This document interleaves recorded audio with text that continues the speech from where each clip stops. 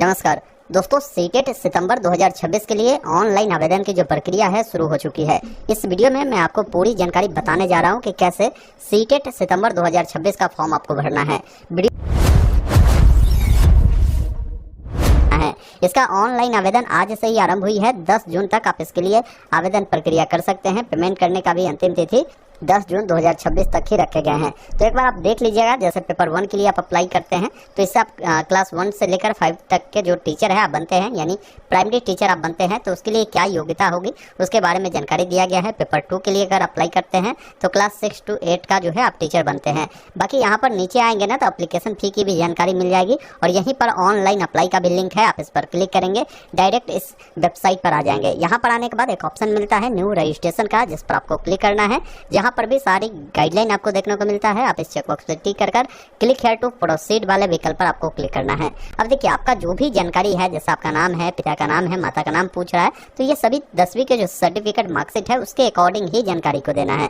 अब आपका जो नाम है यहाँ पर अपना नाम लिखना है, पिताजी का नाम लिखना है, माताजी का नाम लिखना है, जो भी डेट ऑफ बर्थ है यहाँ पर पहले डेट, जो भी मंथ है और जो भी ईयर है उसका चुनाव करना है।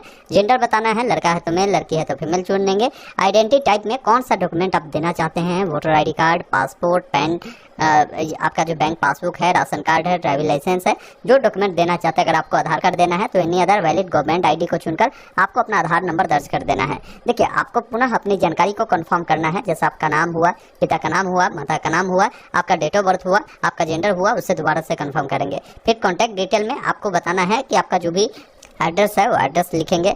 जैसे सब लोकेलिटी क्या है, आपका कंट्री इंडिया होगा, किस स्टेट के आप निवासी है, किस जिले के आप निवासी है, यहाँ से जिला का चुनाव करेंगे, पिन कोड देंगे।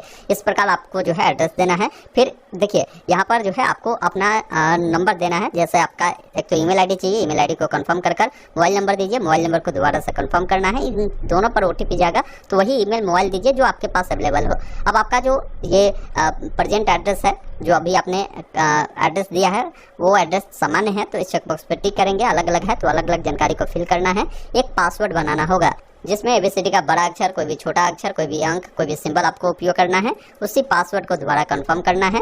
उसके बाद एक सिक्योरिटी क्वेश्चन आपको चुनना है, उसका आंसर देना है। कैप्चा कोड को फिल कर सबमिट वाले विकल्प पर क्लिक करना है। उसके बाद आपके सामने रिव्यू पेज आता है। आप पहले इसको क्लोज करें। सब कुछ सही है तो जैसे ये पर्सनल डिटेल सही है तो आपको इसको वेरीफाई करना होगा। फिर आपका कॉन्टैक्ट डिटेल सही है तो इसके नीचे आपको वेरीफाई करना होगा। फिर आई एग्री करना होगा और एक ऑप्शन मिलता है सबमिट एंड सेंड ओटीपी, जिस पर क्लिक करना है। एस वाले विकल्प पर क्लिक करना है। आपका जो भी नंबर दिखा रहा है ना उस पर एक ओटीपी गया होगा, उस ओटीपी को यहाँ पर आपको फिलअप करना है। उसके बाद नीचे में ऑप्शन मिलता है सबमिट रजिस्ट्रेशन फॉर्म, जिस पर क्लिक करना है। तो इस प्रकार आपका रजिस्ट्रेशन कंप्लीट होता है। देखिए, रजिस्ट्रेशन कंप्लीट हो गया। एक एप्लीकेशन नंबर मिलता है, इसको नोट कर ले। अभी मोबाइल नंबर वेरीफाई है, इससे अकॉर्डिंग ईमेल वेरीफाई करना है, तो वेरीफाई ईमेल आईडी पे क्लिक करना है। आपका ईमेल आईडी यहाँ पर देखने को मिल रहा है। अब आपको क्या करना है ना, इस कैप्चा कोड को यहाँ पर फिलअप कर देना है। नीचे में ऑप्शन है सबमिट एंड गेट ओटीपी का, जिस पर क्लिक करेंगे। आपके ईमेल पर एक ओटीपी गया होगा, ओटीपी को फिल कर इसको भी वेरीफाई करना है। इस प्रकार ईमेल आपका सक्सेसफुली वेरीफाई हो गया। अब देखिए, फॉर्म को भरने के लिए एक ऑप्शन मिलता है एप्लीकेशन फॉर्म का, या नहीं तो फिल एप्लीकेशन फॉर्म पर क्लिक करेंगे, जिसमें अभी आपका देखिए एक डिटेल कंप्लीट है, दूसरा पर्सनल डिटेल भरना है। तो पर्सनल डिटेल्स पर क्लिक करना है, जहाँ पर आपका कुछ जानकारी देखने को मिलता है। अब नीचे में नेशनलिटी में इंडियन चुनना है, किस कैटेगरी से बिलोंग करते हैं वो आपको बताना है। कैटेगरी को दोबारा से कंफर्म करना है।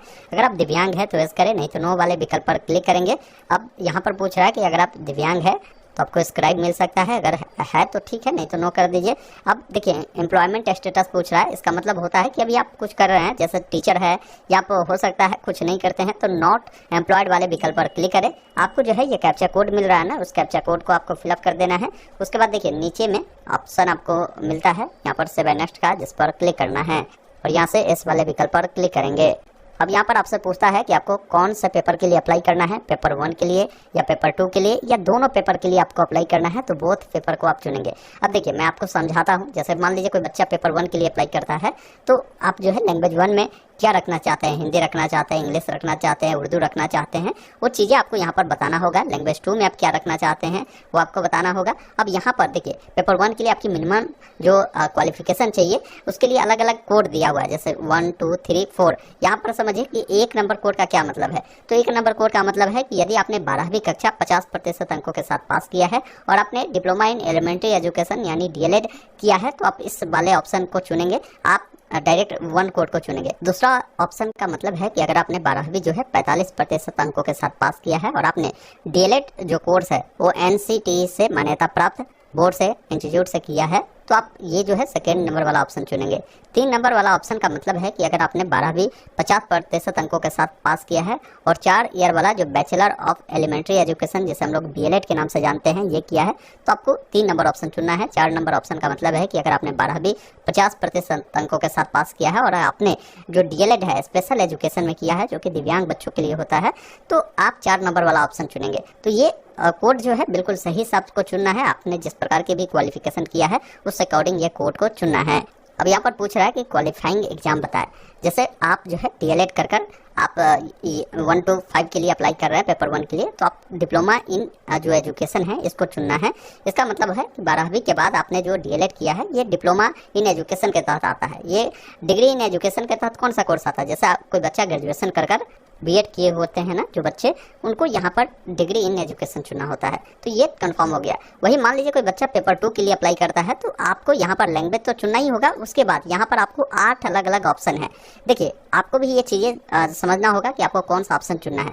सबसे पहला ऑप्शन है कि अगर आपने ग्रेजुएशन पास किया है और आपने 2 साल वाला डिप्लोमा इन एलिमेंट्री यानी डीएलएड किया है, तो आपको 1 नंबर ऑप्शन चुनना है। और यहाँ पर जो है आपको बताना है कि आपको किस पेपर का जो है टीचर बनना है, किस सब्जेक्ट का, वो ऑप्शन आप यहाँ से चुनेंगे। और आपको क्वालिफाइंग एग्जाम में ध्यान रखेंगे क्योंकि आपने डीएलएड किया है तो ये डिप्लोमा इन एजुकेशन में आएगा, आपको इसको चुनना है। अगर आप 1 नंबर ऑप्शन को चुनते हैं तो 2 नंबर ऑप्शन का मतलब है कि अगर आपने जो है 50% अंकों के साथ ग्रेजुएशन पास किया है और आपने बीएड किए हुआ है, तो आपको सेकेंड नंबर ऑप्शन जो है आपको चुनना है।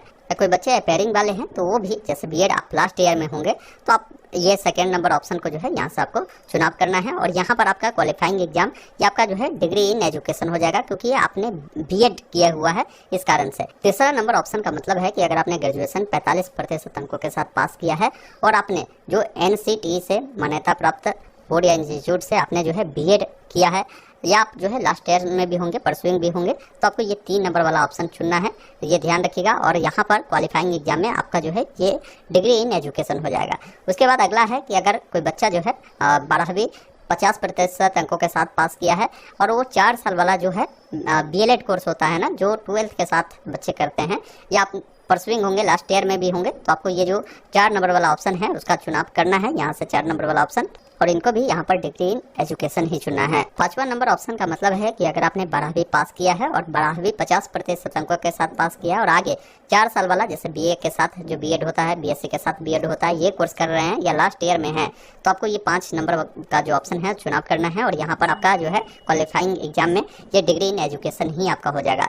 6ठा नंबर ऑप्शन है कि कोई बच्चा अगर ग्रेजुएशन 50% अंकों के साथ पास किया है और उन्होंने बीएड स्पेशल एजुकेशन में किया है या वो लास्ट ईयर में है, परसुइंग ही है, पास नहीं किया है, तो वैसे स्थिति में आपको 6 नंबर ऑप्शन चुनना है और आपका डिग्री इन एजुकेशन यहाँ पर आपका हो जाएगा। इसी प्रकार देखेंगे ना आपको जो है यहाँ पर 7वां ऑप्शन भी मिलता है, 8वां ऑप्शन भी है कि कोई बच्चा अगर जो है पोस्ट ग्रेजुएशन 50% अंकों के साथ पास किया है और उन्होंने जो इंटीग्रेटेड जैसे बीएड एमएड होता है ना वो किया है या लास्ट ईयर में है, तो उनको ये ऑप्शन चुनना है और उनका भी डिग्री इन एजुकेशन हो जाएगा। तो ये चीज़ें आपका क्लियर हो चुका है कि आपको कौन सा ऑप्शन चुनना है और लैंग्वेज आप अपने मुताबिक जो है जो भी रखना चाहते हैं उसको आप अपने मुताबिक रख सकते हैं। उसके बाद यहाँ से जो है आप कौन सा क्वालिफिकेशन को फुलफिल करते हैं उसको चुनकर उसके बाद आपको नीचे आना है, इस कैप्चा कोड को फिल कर सेव एंड नेक्स्ट पर क्लिक करना है और यहाँ से इस वाले विकल्प पर आपको क्लिक करना है।